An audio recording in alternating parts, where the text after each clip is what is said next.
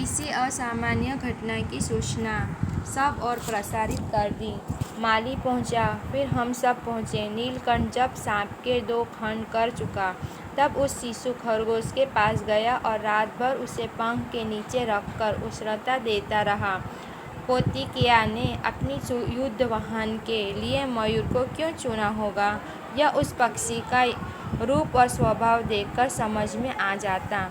मयूर कला प्रिय वीर पक्षी है, हिंसक मात्रा नहीं। इसी से उसे बाज, चील आदि की श्रेणी में नहीं रखा जा सकता, जिसका जीवन ही क्रूर कर्म है। नीलकंठ में उसकी जातिगत विशेषता तो थी ही, उनका मानवीकरण भी हो गया था।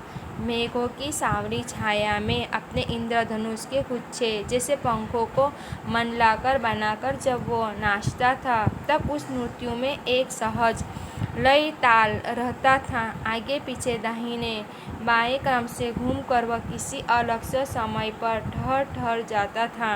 राधा नीलकंठ के समान नहीं नाच सकती थी, परंतु उसकी गति में भी एक छंद रहता था। वह नृत्य गमन नीलकंठ की दाहिनी ओर के पंख को छूती बाईं ओर निकल आती थी और बाईं पंख को स्पर्श कर दाहिनी ओर। इस प्रकार उसकी परिक्रमा में भी एक पूरक ताल परिचित मिलता था। नीलकंठ ने कैसे समझ लिया कि उसका नृत्य मुझे बहुत भाता है, वो तो नहीं बताया जा सकता, परंतु अचानक एक दिन वो मेरे जाली घर के पास पहुंचते ही अपने झूले से उतरकर नीचे आ गया और पंखों का सतरंगी मंडलाकर छाता तानकर नृत्य की भंगिमा में खड़ा हो गया। तब से यह नृत्य भंगिमा नित्य का क्रम बन गई।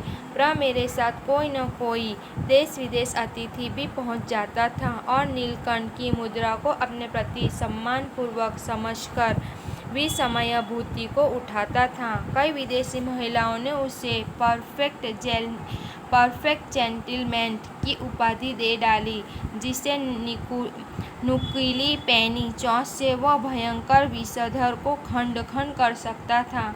उसी से मेरे हथेली पर रखे हुए भुने चने ऐसे कोमलता से होले होले से उठाकर खाता था कि हंसी भी आती थी और विस्मय भी होता था। फलों के वृक्ष के अधिक उसे पुष्पित और पत्र वृक्ष भाते थे। वसंत में जब आम के वृक्ष सुनहली मंजरियों से लदन जाते थे, अशोक नए लाल पत्तों में से ढक जाता था, तब जालीगर में वह इतना अस्थिर हो जाता था कि बाहर छोड़ देना पड़ता था। नीलकंठ और राधा की सबसे प्रिय ऋतु तो वर्षा ही थी। मेघों के उमड़ आने से पहले ही वे हवा से उसकी सजल आहट पा लेते थे और तब उनकी मन केका की गूंज अंगूरी से तीव्रता होती हुई मानो बूंदों को उतारने के लिए सोपान पंक्ति बनने लगती थी। मेघा के गर्ज के ताल पर ही उसके तन्मय नृत्य का आरंभ हुआ।